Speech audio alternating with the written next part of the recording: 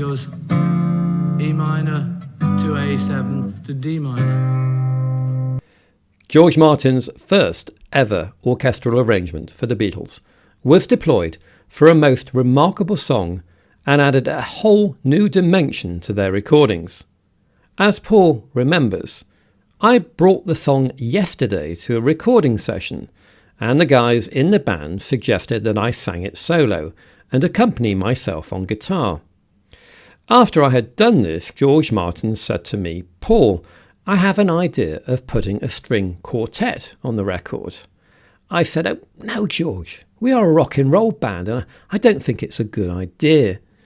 With the gentle bedside manner of a great producer, he said to me, "Let us try it, and if it doesn't work, we won't use it, and we'll go with your solo version." I agreed to this and went round to his house the next day to work on the arrangement. He took my chords that I showed him and spread the notes out across the piano, putting the cello in the low octave and the first violin in a high octave, and gave me my first lesson in how strings were voiced for a quartet.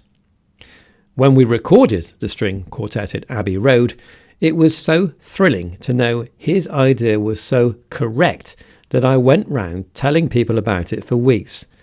His idea obviously worked, because the song subsequently became one of the most recorded songs ever. George Martin recalls.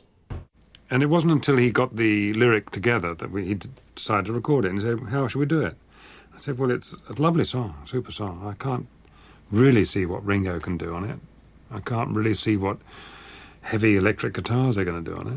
Why don't you just go down there and sing it to me with the guitar, and we'll decide what to do with it."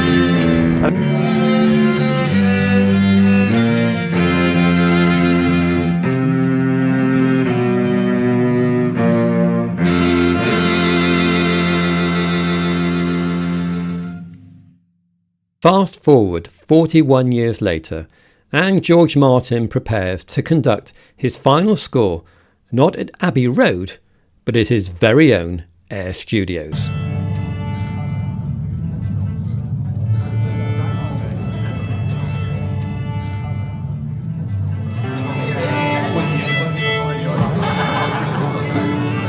See you all again. Nice to see you. I know, I never thought I'd be here again. Lyndhurst Hall in Hampstead, North London, is one of the world's largest recording rooms, capable of accommodating a full symphony orchestra and a choir simultaneously. George Martin opened this facility in 1992.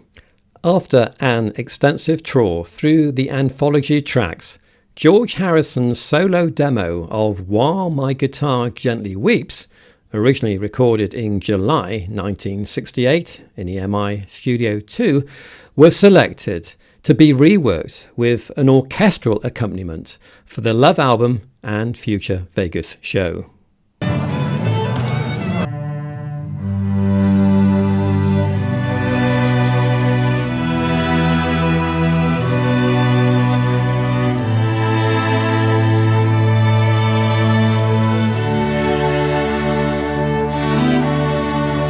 Rather fittingly, George Martin's son Giles acted as musical director for the Love project and joined his father behind the mixing desk. While my guitar gently weeps,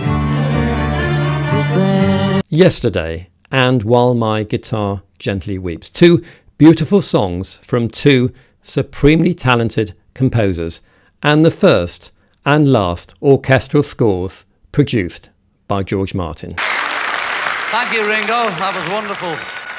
And I remember John listening to it. And there's a particular bit where the cello moves into kind of bluesy note, and John thought that was terrific.